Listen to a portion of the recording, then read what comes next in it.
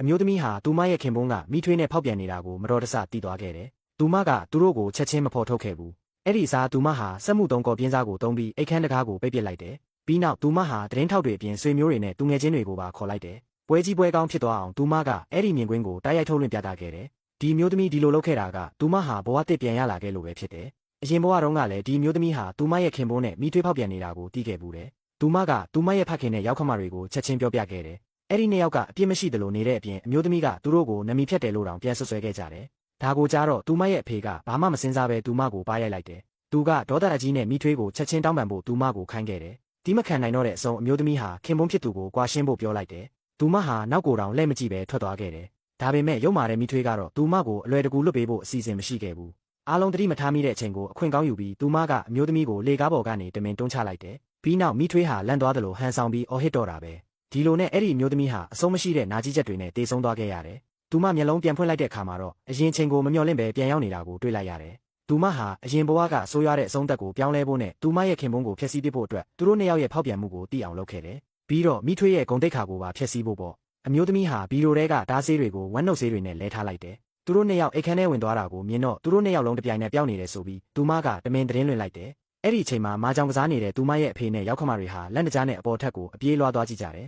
။အခန်းထဲကနှစ်ယောက်ဟာတကားထုတန်ကိုကြားပေမဲ့မလန့်တဲ့အပြင်ပိုပြီးတောင်ရင်ကုန်စရာကောင်းတယ်လို့ထင်နေကြတယ်။ရောက်ခမဖြစ်သူကအခန်းထဲကိုအတင်းဝင်ဖို့ပြင်တဲ့အခါအမျိုးသမီးကချက်ချင်းရှေ့ထွက်ပြီးတားလိုက်တယ်။သူတို့သာတကယ်အခန်းထဲမှာရှိရင်အခုလောက်ဆိုတကားဖွင့်ပေးပြီးလောက်ပြီလို့သူမကပြောလိုက်တယ်။ပြီးတော့မနေ့ကသတင်းထဲမှာတထေးတွေကိုပြန်ပေးဆွဲတဲ့ဝရမ်းပြေးတယောက်ဒီရက်ကွက်နားမှာရောက်နေရလို့ကြားလိုက်တယ်လို့သူမကဆက်ပြောလိုက်တယ်။သူမရဲ့ခင်ပွန်းနဲ့မိထွေးတို့ပြန်ပေးဆွဲခံလိုက်ရပြီလို့သူမကတန်တရားရှိနေတာပါ။ဒါကိုကြားတော့အားလုံးကအပြင်ကိုအပြေးလွှားသွားရှာကြတဲ့အချိန်မှာသူမကအခွင့်အရေးကိုအသုံးချလိုက်တယ်။အမျိုးသမီးဟာစက်မှုသုံးကော်ပြင်းစားကိုထုတ်ပြီးအိတ်ခမ်းတကားကိုပိတ်ပစ်လိုက်တယ်။သူမကကယ်ဆယ်ရေးအဖွဲ့ကိုလည်းဖုံးဆက်ပြီးအကူအညီတောင်းခဲ့တယ်။နောက်ဆုံးမှာတော့သူမဟာမျက်ရည်ဆက်လက်နဲ့ရဲတွေကိုအကြောင်းကြားပြီးတနိုင်ငံလုံးအတိုင်းအတာနဲ့အွန်လိုင်းမှာပြန့်နှံ့သွားအောင်လုပ်လိုက်တယ်။ဒီလိုတွေလုပ်ပြီးတဲ့နောက်မီဒီယာတွေနဲ့ကယ်ဆယ်ရေးအဖွဲ့တွေအပြေးလွှားရောက်လာကြတယ်။စစ်စစ်ဆက်ဆက်ရှာဖွေပြီးတဲ့နောက်သူတို့နှစ်ယောက်ဟာတိုင်ဝမ်ထဲကနေထွက်မသွားတာကိုသိလိုက်ရတယ်။သူတို့နှစ်ယောက်ဟာအငွေ့ပြန်သွားတယ်လို့ပဲပျောက်ကွယ်နေတာပါ။အဲ့ဒီအချိန်မှာသူတို့နှစ်ယောက်အပျော်ကြံနေကြတာကိုဘယ်သူမှမသိခဲ့ကြဘူး။မိထွေးဟာကိုဝင်ရမှာကြောက်တာကြောင့်အကျင့်တိုင်းဘီရိုတဲကတားဆေးတွေကိုယူတောက်လိုက်တယ်။ဆေးတောက်ပြီးမကြခင်မှာပဲမိထွေးဟာဘိုင်းအောင်လာတယ်။သူမအိမ်သာသွားခြင်းပေမဲ့တကားကဖွင့်မရတာကိုသိလိုက်ရတယ်။တစ်ဖက်မှာလည်းကယ်ဆယ်ရေးအဖွဲ့က